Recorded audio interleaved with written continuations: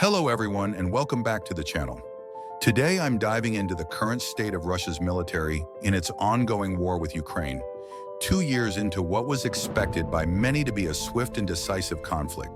Instead, the war has turned into a brutal, grinding test of attrition, which has slowly but surely eroded Russia's ability to fight, both in terms of manpower and equipment. In 2022, when Vladimir Putin first ordered the full-scale invasion of Ukraine, Russia was seen as a formidable military power. They had over 300,000 troops stationed on Ukraine's borders, and their active tank inventory was estimated at around 3,000. 2 years later, those figures paint a grim picture for the Kremlin. Russia's losses are catastrophic. Not only has Ukraine destroyed over 3,000 Russian tanks, a number matching Russia's initial tank force, but Russian casualties have been reported to be in the range of 300,000 to 350,000. Numbers that nearly mirror the size of their invading force. This means that effectively, the entire Russian military force that invaded Ukraine has been wiped out. Let that sink in for a moment. For every soldier and tank you saw rolling into Ukraine at the start of this war, there's now a casualty to match it. Yet the war continues, and you may be wondering how. It's because Russia, as large and militarily well-stocked as it is, had surplus resources. But as we'll explore in this video, that surplus is depleting fast, and the implications of this loss in manpower and equipment are massive. Not just for the war in Ukraine, but for Russia's ability to conduct any large-scale conflict in the future. Let's break down the key aspects of this attrition, from tanks to soldiers, armored vehicles, naval losses, and even the state of Russia's Air Force. Let's begin with tanks, which were once the pride of the Russian army. At the start of the invasion, Russia had around 3,000 tanks in active service, ready for deployment. Fast forward 2 years and Ukraine has destroyed around 3,000 of those tanks. While it's true that Russia produces around 500 to 600 tanks per year, that production rate only replaces about 40% of what they're losing annually. And crucially, the tanks Russia is producing today aren't the same as the high-quality tanks they started the war with. Satellite imagery and intelligence reports have shown that about 80% of these new tanks are actually relics from the Soviet era, pulled from storage and refurbished. These tanks are less equipped to deal with modern weapons like Javelin missiles and drone attacks, which have proven devastatingly effective for Ukraine. In simple terms, Russia's current tank force is now less than half as strong as it was at the start of the war, both in quantity and in quality. What's even more concerning for Russia is that tanks aren't just about sheer numbers. They require highly trained crews to operate effectively. These tank crews take years to train, and with Russia's most experienced operators falling on the battlefield, they're left with green recruits, further diminishing the effectiveness of their tank battalions. Russia's losses aren't limited to tanks. Their armored vehicles have also taken a massive hit, with nearly 9,000 destroyed over the past 2 years. While Russia produces around 4,500 new armored vehicles annually, essentially keeping pace with their losses. The vehicles being produced are, again, often Soviet-era models. These older vehicles are refurbished and sent into combat, but their effectiveness is highly questionable.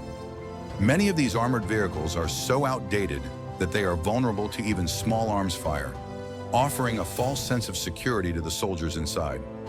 Ukraine, armed with modern weaponry, has found these Soviet-era relics to be easy targets.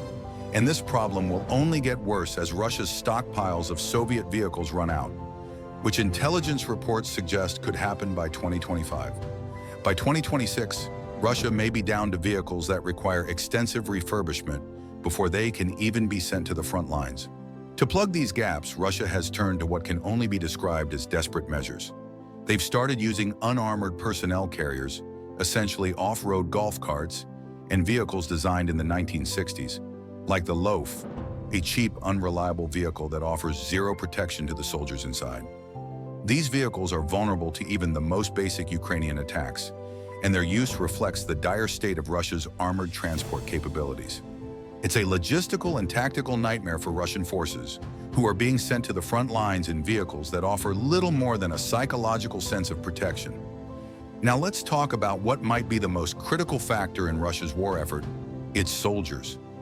While Russia started the war with around 300,000 to 350,000 troops on the front lines, estimates now place Russian casualties at around the same number. That's right. The number of Russian troops lost or incapacitated matches the size of the original invasion force. But it doesn't end there. Even before the war, Russia was facing a demographic crisis. The country's birth rate has been declining for decades, and there aren't enough young people to replace the losses on the battlefield.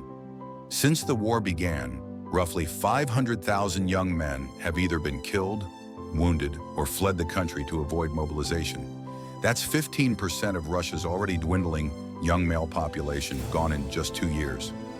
This loss of manpower isn't just a military issue, it's an economic one. These young men are needed to work in Russian industries, pay taxes, and have families. With each passing day, as more and more young Russians die on the battlefield, the country's long-term future looks increasingly bleak. Russia is now raising the mobilization age to 70, signaling that they are scraping the bottom of the barrel in terms of available recruits. Russia's naval and air forces have also been hit hard. The Black Sea Fleet, which was once considered one of Russia's most powerful naval assets, has lost nearly 40% of its total naval tonnage. Ships have been sunk or severely damaged by Ukrainian forces, often using asymmetrical tactics like anti-ship missiles and naval drones. With sanctions in place, Russia lacks the ability to replace these ships quickly, and their dry dock capacity for repairs is limited. Meanwhile, the Russian Air Force has lost over 600 aircraft, including planes and helicopters. These losses have occurred despite Russia being theoretically better equipped and larger than Ukraine's Air Force. To make matters worse for Russia, they're rapidly using up the lifespans of their remaining aircraft due to overuse in repeated missions.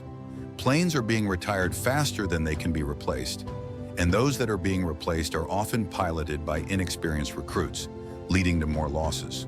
The introduction of Western F-16s into Ukraine's arsenal will likely exacerbate this problem. With a depleted and demoralized air force, Russia's ability to maintain air superiority over Ukraine is becoming increasingly untenable. Sanctions have played a critical role in crippling Russia's ability to replace its losses. Whether it's tanks, ships, or planes, Russia simply lacks the industrial capacity to replace its destroyed military assets. The sanctions have also cut off access to advanced technologies and components, making it difficult for Russia to produce modern equipment. What they can produce is often outdated and ineffective on the modern battlefield. This reliance on older equipment has left Russian forces vulnerable, and as Ukraine continues to receive modern weapons from the West, this gap in technology and effectiveness will only widen. Russia's military is slowly but surely being hollowed out by the twin forces of sanctions and attrition. So, what does all of this mean for Russia in its war effort? In the short term, Russia will likely continue to fight. They still have a sizable reserve of men and equipment, albeit one that is diminishing rapidly. But in the long term, the picture looks grim for Moscow. Russia's ability to wage war is being systematically eroded. Their tanks and armored vehicles are being destroyed faster than they can be replaced. Their air force is losing planes and pilots at an unsustainable rate. Their navy is crippled and their manpower is shrinking due to both battlefield losses and demographic collapse. As a result, Russia's future as a military power is in serious doubt. Some experts believe that, within the next 6 to 10 years, Russia will no longer have the capability to conduct major military offensives. This war in Ukraine might be the last large-scale conflict that Russia can engage in for a long time. And that reality seems to be sinking in for Putin, who is pushing his military to its limits, knowing that this could be his last chance to reshape Russia's geopolitical status. Ultimately, Russia's war in Ukraine has exposed the deep flaws in its military and political system. Rampant corruption, poor planning, and a disregard for the lives of ordinary Russians have led to a situation where the country's military power is crumbling. Putin's aggressive stance may win him some temporary victories, but in the long term, he's burning through Russia's future. Thank you for watching, and if you want to dive deeper into the state of Russia's Navy or Air Force, check out my other videos on those topics. Be sure to like and subscribe for more updates. Until next time, stay informed.